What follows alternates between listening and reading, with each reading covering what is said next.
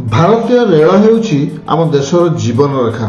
କିନ୍ତୁ ଆପଣ ଜାଣିଛନ୍ତି କି ଏହି ଐତିହାସିକ ଯାତ୍ରା କିଏ କେବେ ଏବଂ କେଉଁଠାରୁ ଆରମ୍ଭ କରିଥିଲେ?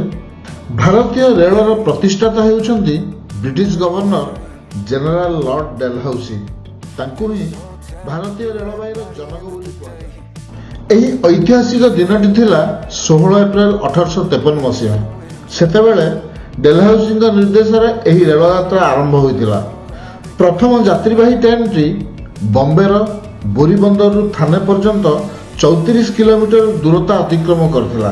ଏହି ଟ୍ରେନ୍କୁ ସାହିବ ସୁଲତାନ ଓ ସିନ୍ଧ ନାମକ ତିନୋଟି ଶକ୍ତିଶାଳୀ ବାଷ୍ପୀୟ ଇଞ୍ଜିନ୍ ଟାଣୁଥିଲା, ଯେଉଁଥିରେ କି ପ୍ରାୟ 400 ଯାତ୍ରୀ ଯାତ୍ରା କରିଥିଲେ। ଆଜି ଭାରତୀୟ ରେଳ ବିଶ୍ୱର ବୃହତ୍ତମ ରେଳ ସଂସ୍ଥାମାନଙ୍କ ମଧ୍ୟରୁ ଗୋଟିଏ, ଯାହାକୁ ଆରମ୍ଭ କରିଥିଲେ ଲର୍ଡ ଡେଲହାଉସି। ନିଜେ ଦେଖନ୍ତୁ ଏବଂ ଅନ୍ୟମାନଙ୍କୁ ମଧ୍ୟ ଦେଖାନ୍ତୁ। ଆଉ ଏହିଭଳି ଇଣ୍ଟରେଷ୍ଟିଂ ତଥା ଇନଫର୍ମେଟିଭ୍ ଭିଡ଼ିଓ ଦେଖିବା ପାଇଁ ଆମ ଏହି ଚ୍ୟାନେଲକୁ ସବସ୍କ୍ରାଇବ୍ କରନ୍ତୁ।